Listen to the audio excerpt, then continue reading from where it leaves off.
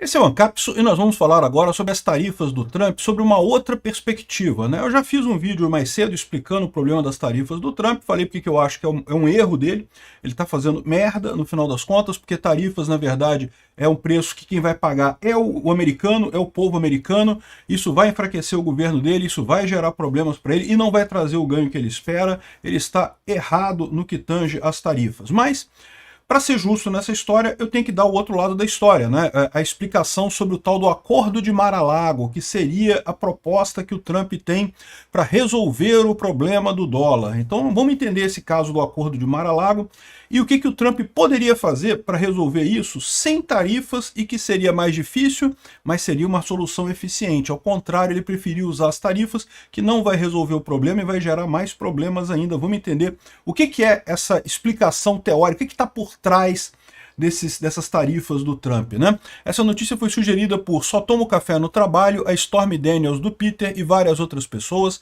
Obrigado aí ao pessoal que sugeriu notícias lá no nosso site, no visãolibertaria.com, e obrigado a você que está assistindo o nosso vídeo. Se você gosta do nosso conteúdo, por favor, deixe o seu like e se inscreva aqui no canal, né? Pois bem, qual que é o tal do Acordo de Mar-a-Lago? Eu já falei sobre isso aqui no canal também, mas eu acho que vale a pena trazer de volta, porque justamente com o Trump botando esse monte de tarifas, todo mundo vendo que o mundo vai entrar numa recessão e coisa e tal, o que é esse acordo, né? Porque, veja, uma coisa que você usa tarifas é para velha retórica de favorecer a indústria nacional. Eu já falei para vocês que isso é uma papagaiada que não resolve problema nenhum. Tem gente dizendo que não, que o Trump está aumentando tarifa para fortalecer os empregos nos Estados Unidos. Para com isso, acabou, não tem esse negócio não, gente, para com isso. Você vai, é igual as blusinhas aqui no Brasil. O Lula botou taxa nas blusinhas da Shein e da Shopee. Milhares de pessoas que compravam blusinha baratinha no Brasil não conseguem comprar mais. Em troca disso, teve o quê? 200 empregos, 300 empregos que foram salvos com isso. Pô, que absurdo, cara. Você prejudicou milhares de pessoas para ajudar meia dúzia de empresário brasileiro e uma centena de empregados aqui. Que história é essa? Essas pessoas têm que procurar outros empregos. Esse recurso está sendo desperdiçado no Brasil. Esses empresários têm que abandonar o negócio deles. Se eles não sabem fazer comércio bem, tem que abandonar o negócio deles e fazer outra coisa. Plantar batata, plantar laranja, sei lá, fazer uma outra coisa da vida deles. Eles não servem para comércio. Se precisa de taxa de importação para sua indústria funcionar, você falhou na vida, né? Venda a sua indústria e vai fazer outra coisa. O ponto é esse, né? Essa ideia de que vale a pena você sacanear toda a sua população, proibir todo mundo de comprar coisa, botar tarifa em todo mundo para ajudar uma meia dúzia de pessoas para dizer que tem indústria nacional, é uma besteira. Ah, mas é para questão de guerra, se a gente tiver uma terceira guerra mundial, tem que ter indústria no país e coisa e tal. Lorota, esquece isso. Todas as linhas de produção, todas as cadeias produtivas passam por inúmeros países hoje em dia. Não tem como nacionalizar tudo. Nunca teve, na verdade, na história da humanidade, nunca teve essa situação de você ter tudo no mesmo país e coisa e tal. Sempre se dependeu de alianças, de acordos, de você fazer alguma forma de atender a sua indústria, porque não adianta, nem os recursos tem todos em um lugar só. Então não existe isso de proteção contra a guerra ou proteção contra uma pandemia, né, trazendo todas as indústrias para o seu país, né? Isso é um erro, isso tem até um nome, mercantilismo. Era uma coisa que acreditava-se que era boa, lá em 1800 ela vai pedrinha e já foi abandonada essa história de mercantilismo. Isso é uma besteira, isso não resolve problema nenhum, todo mundo já viu que só piora a situação no final das contas, né? Essa estratégia não é, porque isso já é jogado fora na história. O que me assusta é ver um monte de gente aqui no Brasil que concorda com isso, que acha que não, que o Brasil tem que subir impostos para proteger a indústria nacional. Eu quero que o empresário nacional se foda, todos eles. Se você não consegue ter uma indústria competitiva com os produtos chineses, fecha a porra da indústria e vai plantar batata, cacete. Não vai ficar sacaneando as pessoas todas porque você não consegue ser produtivo e competir com os chineses, pô. Ah, mas o problema é os impostos brasileiros. Ah, beleza, então você critica os impostos brasileiros. Você não pede mais impostos para as outras pessoas, você pede menos imposto para a sua indústria. Isso eu concordo, tem que diminuir imposto no brasileiro mesmo. O imposto brasileiro é um absurdo. Agora, querer botar mais imposto para você continuar vivo, não, porra, vai fazer outra coisa da vida, bicho. Tu falhou, tu é um merda, não consegue, né? Pede outra coisa aí, vai fazer outra coisa. Enfim, mas, de novo, isso aparentemente não é o que o Trump está falando, embora seja o sonho dourado de muitos nacionalistas brasileiros, a famosa direita sossa do Brasil, né, os socialistas de direita do Brasil, que adoram essa coisa, não, que tem que proteger a indústria nacional, bota imposto, não sei o que lá. Essa galera esquece, essa galera está no século XIX, lá em 1800 ela vai pedrinha, esquece isso, já foi abandonada há muito tempo. O que o Trump está falando é sobre o tal Acordo de Mar-a-Lago, né? E tem uma thread aqui do Students for Liberty que é bem interessante, porque ele começa explicando exatamente o que é aqui, ó. Não, as tarifas do Trump não é só sobre comércio, não é sobre isso, né? É parte de um plano mais elaborado. Você começa a ler aqui, eu falei, caraca, não acredito que o Students for Liberty vai defender o plano do Trump, e realmente não defendem. Eles explicam a parada toda, mas chegam à conclusão, no final das contas, que pô, que é uma bosta isso, que não resolve problema nenhum, né? Mas enfim, o que eles explicam aqui é o seguinte, qual que é o atual sistema, né? O sistema atual é o dólar como moeda de comércio mundial. Os Estados Unidos é a grande polícia do mundo, é o país que banca, né, toda a segurança do mundo, do comércio mundial e coisa e tal. Isso é uma coisa cara, não tenho dúvida nenhuma. O Trump vive reclamando de que, não, porque os Estados Unidos gasta muito para ajudar outros países e não sei o que lá. E é verdade, gasta muito, mas eles esquecem de dizer a parte em que os Estados Unidos ganha muito com isso também, né? E o fato do dólar ser a moeda mundial dá muita vantagem para os Estados Unidos. Ele fala aqui que o dólar é a moeda de reserva global. Muitos países estrangeiros querem ter dólares não para comprar produtos americanos, mas para poder comprar outros produtos de outros países, né? Quando um brasileiro compra produto na China, tipicamente se paga em dólar, né? Então, ou seja, o dólar é usado para isso daí. O resultado disso é uma massiva demanda por dólares. Os países querem dólares, né? E como é que eles conseguem esses dólares? Bom, os Estados Unidos compram coisas. Os Estados Unidos têm déficit comercial. Compra mais do que vende para esses países. E não tem problema nenhum, porque como eu falo para vocês, essa ideia de que é só o dinheiro que tem valor é uma ideia errada. Quando alguém nos Estados Unidos compra alguma coisa do Brasil, ele recebe essa coisa. Tudo bem, o dinheiro dele foi para o Brasil, mas a coisa saiu do Brasil e foi lá para os Estados Unidos. Então o valor é mantido nessa história. Os dois lados ganharam nessa transação, não foi só quem recebeu o dinheiro que ganhou, né? Ou seja, no final das contas, esse acordo do dólar como moeda de reserva é muito bom para os Estados Unidos, porque os países ficam querendo receber dólares, então querem vender para os Estados Unidos, acabam vendendo mais barato, conseguindo um preço melhor para lá e coisa e tal. Os Estados Unidos têm déficit na balança comercial, mas os americanos compram muita coisa que aumenta a riqueza deles, eles vivem muito bem por lá, né? Isso parece um acordo muito bom, e de fato é, né? Os Estados Unidos enviam um monte de papelzinho verde para o exterior, né? Ele está falando da dólar, né? Papelzinho colorido, lastreado em honestidade de político. Em retorno, ele recebe computadores, carros, roupas, iPhones, óleo e mais um monte de coisa. Isso é um privilégio, né? Mas tem um problema. O problema é que isso começa a gerar um déficit público americano enorme.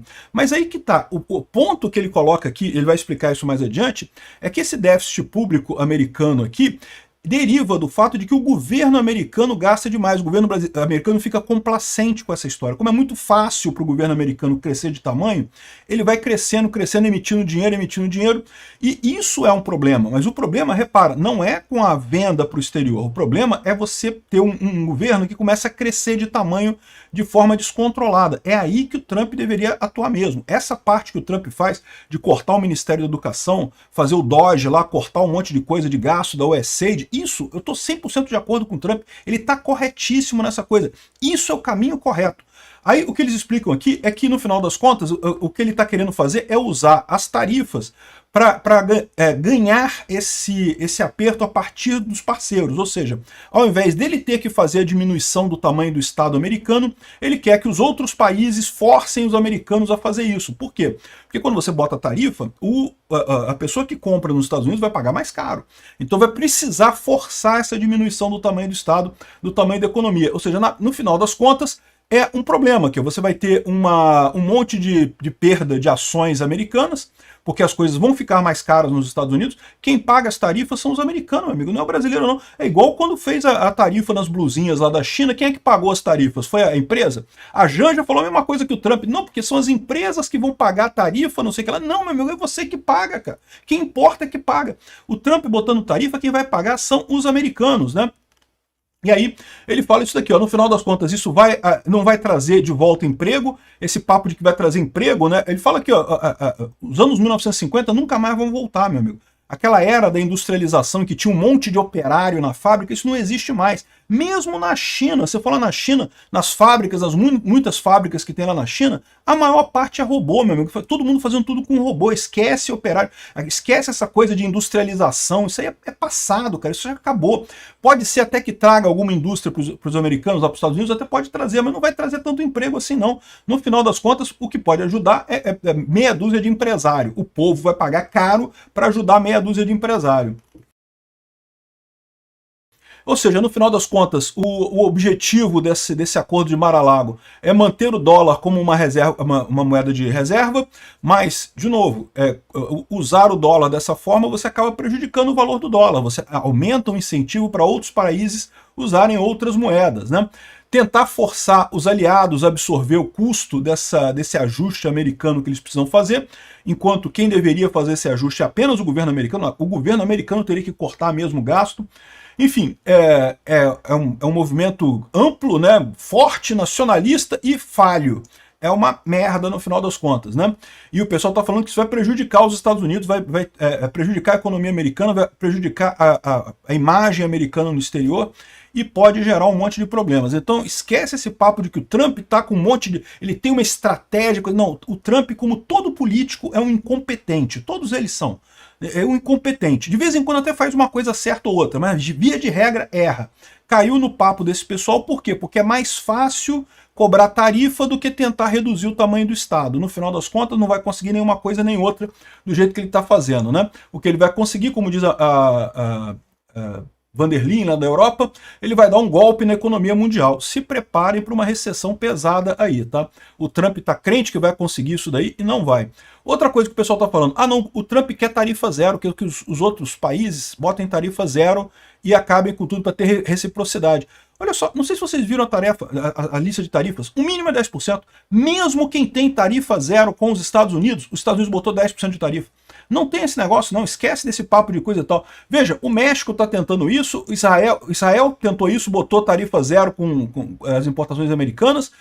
O Canadá está querendo também botar tarifa zero, o Milei está querendo tarifa zero, mas, de novo, tarifa zero não resolve o problema do Trump. O Trump quer forçar uma diminuição do Estado americano por pressão externa.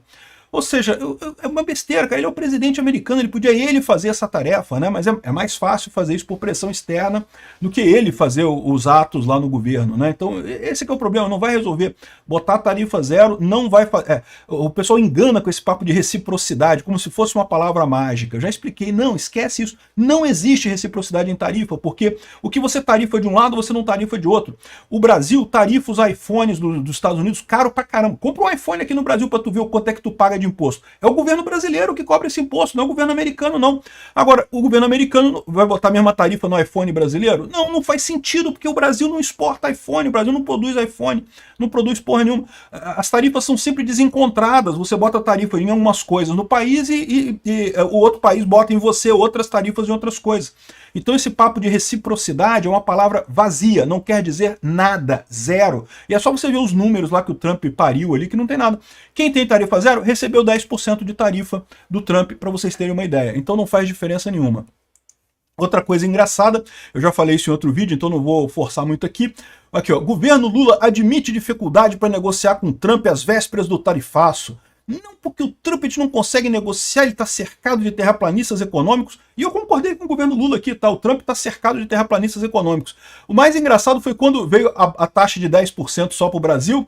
Não porque a baixa taxa dos Estados Unidos é resultado da política soberana, diz o líder do Lula, porque o Lula conseguiu negociar e ficou só 10%. O Lula querendo dizer que foi ele que... Porra nenhuma, meu amigo. O Trump, quando for retaliar o Brasil por conta do Bolsonaro, vai fazer isso com a Lei Magnitsky e visando as pessoas. Não vai visar o país como um todo, porque ele sabe que isso fortaleceria a esquerda por aqui, né? Então, o Congresso que se empolgou todo, não, porque temos que aprovar a lei de reciprocidade, não sei o que lá. De novo, reciprocidade é lixo, esquece essa porra de reciprocidade. Isso não quer dizer nada, é uma palavra vazia, que não tem nenhuma lógica, né? E como eu falei no vídeo de ontem também, o Brasil já poderia botar tarifas recíprocas se precisasse, não precisava de uma lei aprovada no Congresso, foi só uma cambada de congressista de bosta, uma cambada de senador de merda, querendo aparecer para dizer que não, vamos brigar com o Trump, vamos brigar com o Trump, cambada de otário, não precisava de nada daquilo. Bom, e outra coisa, o jornal americano coloca o Brasil como provável vencedor da guerra do Trump. Isso pode ser benéfico para o Brasil, tá?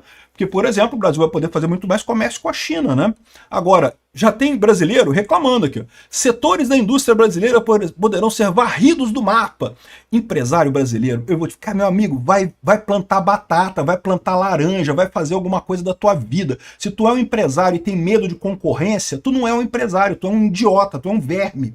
é um funcionário público, no final das contas, né? Aqui, ó, o que o cara tá querendo dizer aqui? Ele tá querendo dizer que como a China não vai poder vender mais para os Estados Unidos, e aliás eu vou fazer um outro vídeo sobre a questão da China, porque a questão da China é bem complicada realmente. A China foi o grande alvo desse negócio do Trump, né? Como a China não vai poder vender para os Estados Unidos, ela vai tentar vender para o Brasil. Então o medo dele é que os chineses vão tentar vender para o Brasil e aí vai destruir a indústria brasileira. Olha só a mentalidade dos, entre aspas, capitalistas brasileiros, né? O povo brasileiro, se tiver mais produto chinês mais barato, pô, é bom para todo mundo, cara, é ótimo para todo mundo. Ah, mas não pode, porque a minha indústriazinha aqui, eu não vou poder mais viajar para Miami para passear, para curtir as óperas em Paris, porque eu vou ter que fechar minha indústria aqui no Brasil. Caraca, se sua indústria é ineficiente, fecha mesmo, pô, não tem esse negócio não. Ou então cobra do Lula reduzir os impostos aqui no Brasil. Já tem gente, mesmo com essa tarifa, olha só, mesmo sem o Brasil ter sido afetado por essa tarifa, já vai ter empresário brasileiro socialista de direita querendo aumentar a importação de produto da China, hein? Escreve o que eu tô te falando, hein? Soça de direita é uma praga.